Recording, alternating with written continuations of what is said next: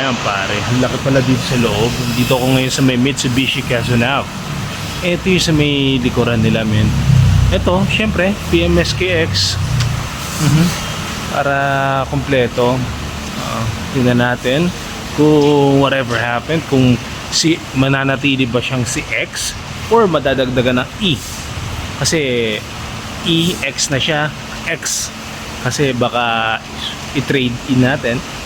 Kasi we need electric pare or hybrid. Let's see. Pero men, ang laki pala dito, Cho.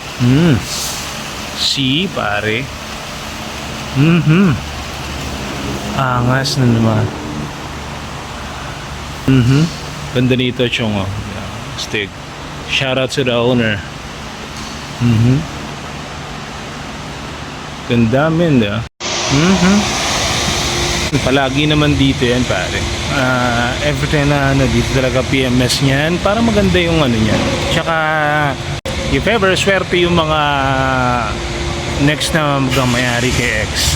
Although masakit yun men, kasi syempre alaga ko yan I'm treating it like a baby. Si X men.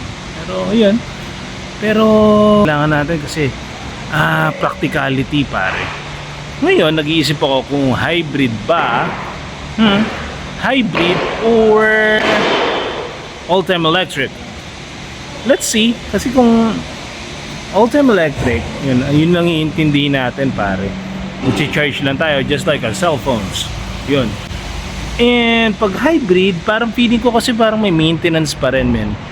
Di ba interview tayo mamaya kung may parang may regular PMS pa rin yun. So parang ganun pa rin, Chong, di ba? Let's see. Mamaya mag-interview din ako, magtatanong ako. Tatanong ako na ano nila mamaya kung may regular PMS pa rin. Sir, sama ka ta sir nag-vlog ako sir. Sir, tanong lang.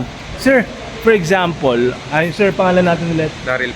Sir Daryl, dito sa Mitsubishi Quezon Ave. Pare, ako kasi nag-iisip ako kung iti-trade din ko yung unit ko. Either hybrid or all-time electric. Kasi kung inisip ko kung hybrid pare, parang meron pa rin regular PMS yun, ano? Yeah, meron pa rin po. Pero medyo less yung PMS niya. Anong klase yung less, no? May mga kasi parang masasabi. Sa alam ko sa mga fluids niya mas matagal lang interval ng change yung niya. Once a year? Bali, Every pa kasi 6 months? Kasi ito tayo pare, yata tayo, 6 months, gano'n.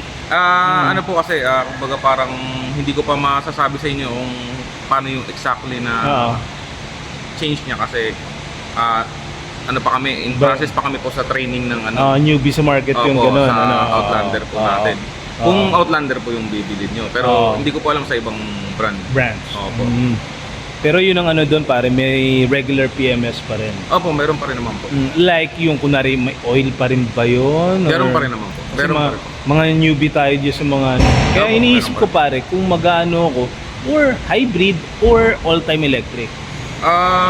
Para sa akin sir, hybrid talaga maganda. Kaya nga mas pricey siya kasi sa convenience sir, talagang mas convenient talaga yung plug-in hybrid siya. PHEV. Opo, PHEV po. Sige. Maraming salamat, brother. Thank you. No problem, pare. Kamay na masipag yan. Sige, bro. Yun, pare. Ano nyo ba yan, men? Kaya talaga nagugulan ako, men, PHEV ba? Or all-time electric? Oh, man. God help me. Pero pare, masakit yun, kasi malilit go si X. Well, I'm treating it like my baby. Pero we have to. Tingnan natin pare. Oh man pare. Kanina 7K to Ano na lang ngayon Ayun. So dito naman tayo ngayon. Bayaran na. Talaga men. Pag mahal mo yung auto mo, paggastusan mo. Kaya kailangan dito sa safe. Talaga sa Mitsu. Diba? Okay, silip lang, Chong.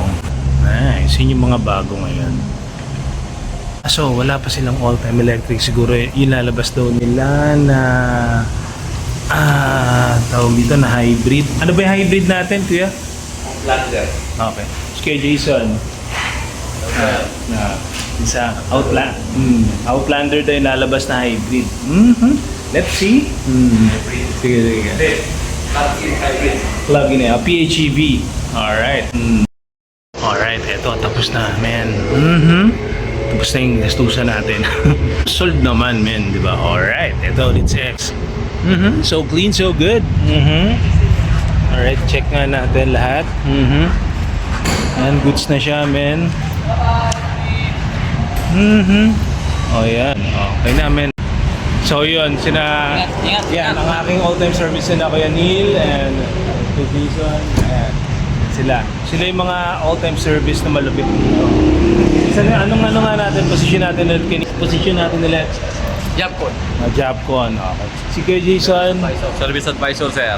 Nice. Sila talaga yung mga veterano dito, men eh. Ingat. Sige. Alright, going home. All-time fresh na naman si X. Okay. Gusto mo, ang aking tisay na si Mama. Okay. Sige. Okay. All goods na yung ano natin. Alright, we're going home. Sige bro. Lamig oh. Alright.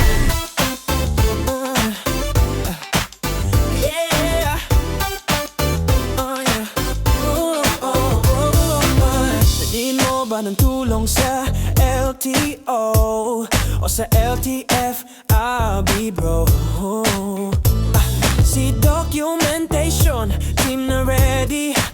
Legal docs processing, has left free steady.